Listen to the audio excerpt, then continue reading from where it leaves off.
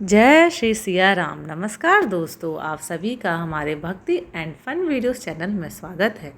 आज मैं आप लोग को भगवान राम जी के संबंध में 12 रोचक तथ्य सुनाने जा रही हूँ। अगर आपको मेरा वीडियो पसंद आता है तो प्लीज़ लाइक, शेयर और सब्सक्राइब ज़रूर करें। राम यह शब्द दिखने में जितना सुंदर है उससे कहीं महत्वपूर्ण है इसका उच्चारण। राम कहने मात्र से शरीर और मन में अलग ही तरह की प्रतिक्रिया होती है जो हमें आत्मिक शांति देती है।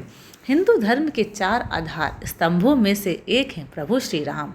भगवान श्री राम ने एक आदर्श चरित्र प्रस्तुत कर समाज को एक सूत्र में बांधा था। भारत की आत्मा है प्रभु श्री राम। आओ जानते हैं उनके बारे में 12 रोचक तथ्य। पहला, राम का जन्म। भगवान राम एक ऐतिहासिक महापुरुष थे और इसके पर्याप्त प्रमाण हैं। शोधानुसार पता चलता है कि भगवान राम का जन्म 5114 ईस्वी पूर्व हुआ था। चैत्र मास की नवमी को रामनवमी के रूप में मनाया जाता है। उपरोक्त जन्म का समय राम की वंश परंपरा और उनकी पीढ़ियों से भी सिद्ध होता है। अयोध्या के इतिहास और अयोध्या की वंशावली से भी यह सिद्ध होता है। दूसरा, राम पर लिखे ग्रंथ। प्रभु श्री राम पर वैसे कई ग्रंथ लिखे गए हैं, लेकिन वाल्मीकि कृत रामायण ही प्रमाणिक ग्रंथ माना जाता है। यह मूल संस्कृत में लिखा गया ग्रंथ है। तमिल भाषा में कंबन रामायण, असम में असमी रामायण, उड़िया में विलंका रामायण, कन्नड़ में पंप रामायण, कश्मीर में कश्मीरी रामायण, बंगाली में रामायण पांचाली, मराठी में भावार्थ रामायण आदि भारतीय भाषाओं में प्राचीन काल में ही रामायण लिखी गई है। मुगल काल में गोस्वामी तुलसीदास जी ने अवधी भाषा में रामचरितमानस लिखी है, जो कि हिंदी भाषा और उससे जुड़े राज्यों में प्रचलित है। विदेशी में कंपुचिया की रामकीर्ति या रियामकेर रामायण, लाओस फलक प्रलाम, मलेशिया की हिकायत श्री राम, थाईलैंड की रामकियन और नेपाल में भानुभक्त कृत रामायण आदि प्रचलित है। इसके अलावा भी कई अन्य देशों में वहाँ की भाषा में रामायण लिखी गई है। तीसरा, गौतम बुद्ध के पूर्वज राम। वेवस्वत मनु के 10 पुत्र थे। उनमें से एक इक्ष्वाकु के कुल में रघु हुए। रघु के काल में राम हुए। राम के पुत्र कुश हुए। कुश की 50वीं पीढ़ी में शल्य हुए, जो महाभारत के काल में कौरवों की ओर से लड़े थे। शल्य की 25वीं पीढ़ी में सिद्धार्थ हुए, जो शाक्य पुत्र शुद्धोधन के बेटे थे। इन्हीं का नाम आगे चलकर गौतम बुद्ध हुआ। यह नेपाल के लुम्बिनी में रहते थे। सिद्धार्थ के बाद राहुल, प्रसेनसनजीत, शुद्रक, कुल्लक, सूरत, सुमित्र हुए। जयपुर राजघरा की महारानी पद्मिनी और उनके परिवार के लोग की राम के पुत्र कुश के वंशज हैं। महारानी पद्मिनी ने एक अंग्रेजी चैनल को दिए में कहा था कि उनके पति भवानी सिंह कुश के 309वें वंशज थे। चौथा, वनवासी और आदिवासियों के पूजनीय प्रभु श्री राम। भगवान राम को 14 वर्ष को वनवास हुआ था। उनमें से 12 वर्ष उन्होंने जंगल में रहकर ही काटे। 12वें वर्ष की समाप्त के दौरान सीता का हरण हो गया, तो बाद के 2 वर्ष उन्होंने सीता को ढूंढने, वानर सेना का गठन करने और रावण से युद्ध करने में गुजारे। 14 वर्ष के दौरान उन्होंने बहुत ही महत्वपूर्ण कार्य किए, जिसके चलते आज भी हमारे देश और देश के बाहर राम संस्कृति और धर्म को देखा जा सकता है। प्रभु श्री राम ने वन में बहुत ही सादगी भरा तपस्वी का जीवन जिया। वे जहाँ भी जाते थे तो 3 लोगों के रहने के लिए एक झोपड़ी बनाते थे। वहीं भूमि पर सोते, रोज कंद मूल लाकर खाते और प्रतिदिन साधना करते थे। उनके तन पर खुद के ही बनाए हुए वस्त्र होते थे। धनुष और बाण से वे जंगलों में राक्षसों और हिंसक पशुओं से सभी की रक्षा करते थे। इस दौरान उन्होंने देश के सभी संतों के आश्रमों को बर्बर लोगों के आतंक से बचाया। अत्रि को राक्षस से मुक्ति दिलाने के बाद प्रभु श्री राम दंड काटने क्षेत्र में चले गए, जहां आदिवासियों की बहुलता थी। यहाँ के आदिवासियों को बाणासुर के अत्याचार से मुक्त कराने के बाद प्रभु श्री राम 10 वर्षों तक आदिवासियों के बीच ही रहे। उन्होंने वनवासियों और आदिवासियों के अलावा निषाद, बानर, मतंग और रीछ समाज के लोगों को भी धर्म, कर्म और वेदों की शिक्षा दी। वन में रहकर उन्होंने वनवासी और आदिवासियों को धनुष एवं बाण बनाना सिखाया, तन पर कपड़े पहनना सिखाया, गुफाओं का उपयोग रहने के लिए कैसे करें ये बताया और धर्म के मार्ग पर चलकर अपने रीति रिवाज कैसे संपन्न करें यह भी बताया। उन्होंने आदिवासियों के बीच परिवार की धारणा का भी विकास किया और एक दूसरे का सम्मान करना भी सिखाया। उन्हीं के कारण हमारे देश में आदिवासियों के कबीले नहीं समुदाय होते हैं। उन्हीं के कारण ही देश भर के आदिवासियों के रीति रिवाज में समानता पाई जाती है। भगवान श्री राम ने ही सर्वप्रथम भारत की सभी जातियों और संप्रदायों को एक सूत्र में बांधने का कार्य अपने 14 वर्ष के वनवास के दौरान किया था। एक भारत का निर्माण कर उन्होंने सभी भारतीयों के साथ मिलकर अखंड भारत की स्थापना की थी। भारतीय राज्य तमिलनाडु, महाराष्ट्र, आंध्र प्रदेश, मध्य प्रदेश, केरल, कर्नाटक सहित Nepal, Laos, Kampuchea, Malaysia, Cambodia, Indonesia, Bangladesh, Bhutan, Sri Lanka, Bali, Java, Sumatra और थाईलैंड आदि देशों की लोक संस्कृति व ग्रंथों में आज भी राम इसलिए जिंदा है। 5वां, शिवलिंग और सेतु बनवाया। 14 वर्ष के वनवास में से अंतिम 2 वर्ष प्रभु श्री राम दंडकारण्य के वन में निकलकर सीता माता की खोज में देश के अन्य जंगलों में भ्रमण करने लगे और वहां उनका सामना देश की अन्य कई जातियों और वनवासियों से हुआ। उन्होंने कई जातियों को इकट्ठा करके एक सेना का गठन किया और वे लंकी और चल पड़े। श्री राम की सेना ने रामेश्वरम की और कूच किया। महाकाव्य रामायण के अनुसार भगवान श्री राम ने लंका पर चढ़ाई करने के लिए पहले यहाँ भगवान शिव की पूजा की थी। रामेश्वरम का शिवलिंग श्री राम द्वारा स्थापित शिवलिंग है। इसके बाद प्रभु श्री राम ने नल और नील के माध्यम से विश्व का पहला सेतु बनवाया था और वह भी समुद्र के ऊपर। आज उसे राम सेतु कहते हैं, जबकि राम ने सेतु का नाम नल सेतु रखा था।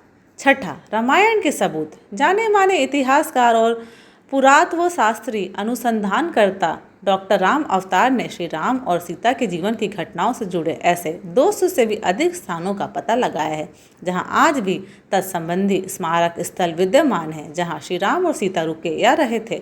वहां के स्मारकों, भित्ति चित्रों, गुफाओं आदि स्थानों के समय काल की जांच पड़ताल वैज्ञानिक तरीके से की। इन स्थानों में से प्रमुख के नाम हैं सरयू और तमसा नदी के पास के स्थान, प्रयागराज के पास श्रृंगवेरपुर तीर्थ, सिंगरौर में गंगा पार कुरई गांव, प्रयागराज, चित्रकूट मध्य प्रदेश, सतना मध्य प्रदेश, दंडकारण्य के कई स्थान, पंचवटी नासिक, सर्वतीर्थ पर्णशाला, तुंगभद्रा, शबरी का आश्रम, ऋष्यमुख पर्वत, कोडिकरई, रामेश्वरम, धनुषकोडी, राम सेतु और नुवारा एलिया पर्वत श्रृंखला। 7वां, रामायण के प्रमाण। श्री वाल्मीकि ने रामायण की संरचना श्री राम के राज्याभिषेक के बाद वर्ष 5075 ईपू के आसपास की होगी। श्रुति स्मृति की प्रथा के माध्यम से पीढ़ी दर पीढ़ी परिचालित रहने के बाद वर्ष 1000 ईपू के आसपास इसको लिखित रूप दिया गया होगा। इस निष्कर्ष के बहुत से प्रमाण मिलते हैं। रामायण की कहानी के संदर्भ निम्नलिखित रूप में उपलब्ध है। कौटिल्य का अर्थशास्त्र 4वीं शताब्दी ईपू, बौद्ध साहित्य में दशरथ जातक 3री शताब्दी ईपू, कौशाम्बी में खुटाई में मिली टेराकोटा पक्की मिट्टी की मूर्तियाँ 2री शताब्दी ईपू, नागार्जुन कोंडा आंध्र प्रदेश में खुदाई में मिले स्टोन पैनल 3री शताब्दी, नाचार खेड़ा हरियाणा में मिले टेराकोटा पैनल 4वीं शताब्दी, श्रीलंका के प्रसिद्ध कवि कुमार दास की काव्य रचना जानकी हरण 7वीं शताब्दी आदि। 8वां, ऐसा था राम का काल। राम के काल में नदी में नाव और पोत चलते थे। इसी काल में कुछ लोगों के पास विमान भी होते थे जिसमें 4 से 6 लोग बैठकर यात्रा कर सकते थे। रामायण के अनुसार रावण के पास वायुयानों के साथ ही कई समुद्र जलपोत भी थे। रामायण काल में शतरंज खेला जाता था। इस खेल का आविष्कार लंका के राजा रावण की रानी मंदोदरी ने किया था। तब इसे चतुरंग कहा जाता था। यह भी कहा जाता था कि राम के काल में पतंग भी उड़ाई जाती थी। राम रावण युद्ध केवल धनुष बाण और गदा भाला जैसे अस्त्रों तक सीमित नहीं था।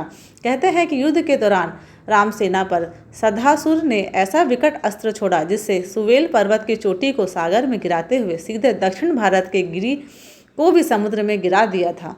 सधासुर का अंत करने के लिए बिजली के आविष्कारक मुनि अगस्त्य ने सधासुर के ऊपर ब्रह्मास्त्र छुड़वाया था, जिससे सधासुर और अनेक सैनिक तो मारे ही गए, लेकिन लंका के शिव मंदिर भी विस्फोट के साथ ढहकर समुद्र में गिर गए थे। इसी तरह उस काल में दूरबीन भी होता था। राम को अग्निवेश ने एक विशिष्ट कांच दिया था जो संभवतः दूरबीन था। इसी दूरबीन से राम ने लंका के द्वार पर लगे दारू पंच अस्त्र को देखा और प्रक्षेपास्त्र छोड़कर नष्ट कर दिया था। राम और रावण की सेनाओं के पास मुंशुड़िया बंदूकें थीं। कुछ सैनिकों के पास स्वचालित मुंशुड़िया भी थी। अगस्त्य ने राम के हितार्थ शंकर से अजगव धनुष मांगा था। इस धनुष की व्याख्या करते हुए श्री साही लंकेश्वर में लिखते हैं, चाप अभी बंदूक के घोड़े ट्रिगर के लिए उपयोग में लाया जाता है। चाप ट्रिगर का ही पर्यायवाची होकर अजगो धनुष है। पिनाक धनुष में ये सब अनेक पहियों वाली गाड़ी पर रखे रहते थे।